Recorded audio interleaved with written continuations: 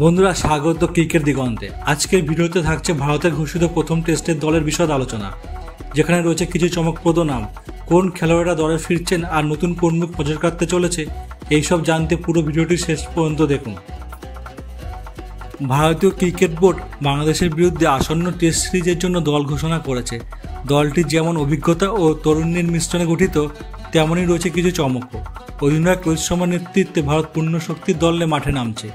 ওপেনিংয়ে জয়সওয়াল এবং শুভম গিলকে দেখা যাবে, যাদের সাম্প্রতিক ফর্ম ছিল নজর কাড়া। তবে মিডল অর্ডারে বেশ কিছু চমক রয়েছে। বিরাট কোহলি ফিরেছেন তার অভিজ্ঞতা নিয়ে এবং তার সাথে রয়েছে লোকেশ রাহুল, তিনি জোটের পরে দলে ফিরছেন। তবে সবচেয়ে বড় খবর হচ্ছে মিডল অর্ডারে শ্রেয়স আয়ারের অনুপস্থিতি। তার পরিবর্তে সরফরাজ খান দলে জায়গা পেয়েছেন, যিনি ঘরোয়া ক্রিকেটে ধারাবাহিক পারফরমেন্স করে যাচ্ছেন। এখানে একটি গুরুত্বপূর্ণ খবর লুকিয়ে আছে, অপেক্ষা করুন, কারণ এক বিশেষ খেলোয়াড়কে নিয়ে বিশেষ আলোচনা আসতে চলেছে।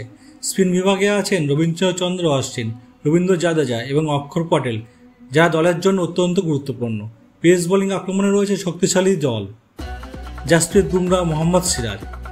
তবে এবার দলে একজন নতুন পেশার জায়গা পেয়েছেন, তিনি বাংলার আকাশদ্বীপ। বাংলার এই উদীয়মান প্রতিভা অবশেষে ভারতীয় দলের জার্সিতে টেস্ট খেলার সুযোগ পেয়েছেন। তার গতি এবং সুইং নিয়ে ইতিমধ্যে আলোচনা চলছে, আর এবার তার কাছে সুযোগ নিজেকে প্রমাণ করার। এখন আসি বড় চমকের দিকে। দলে ফিরছেন ঋষভ পান্ট। যদিও পান্টকে আমরা টি-20 বিশ্বকাপ এবং আইপিএলে খেলতে দেখেছি, কিন্তু লাল বলের ক্রিকেটে অর্থাৎ টেস্টে তিনি ফিরছেন দীর্ঘ বিরতির পর। শেষবার তিনি টেস্ট খেলেছিলেন বাংলাদেশের বিপক্ষে মিরপুরে, আর সেই ম্যাচের পরে তার জীবনে ঘটে সেই বড় দুর্ঘটনা। এবার আবার সে বাংলাদেশের বিরুদ্ধে টেস্টে ফিরছেন পান্ট। তার প্রত্যাবর্তন ঘিরে প্রত্যাশা আকাশচুম্বী।